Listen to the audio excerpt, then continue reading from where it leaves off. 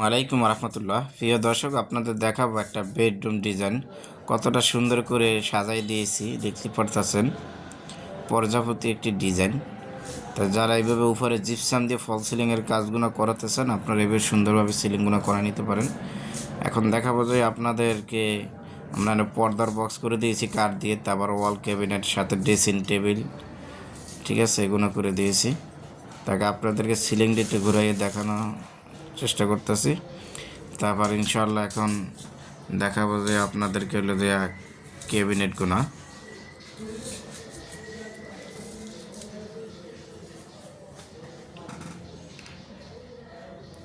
তো দেখুন, আমরা এখানে 3 পাল্লার একটা ওয়াল ক্যাবিনেট করা হয়েছে, সাথে একটা পড়ার টেবিল দিয়ে দিয়েছি।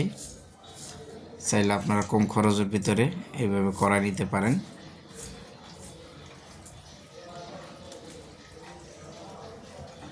ভিতরে আমরা হ্যাঙ্গারি করে ডয়ার করে দিয়ে দিয়েছি।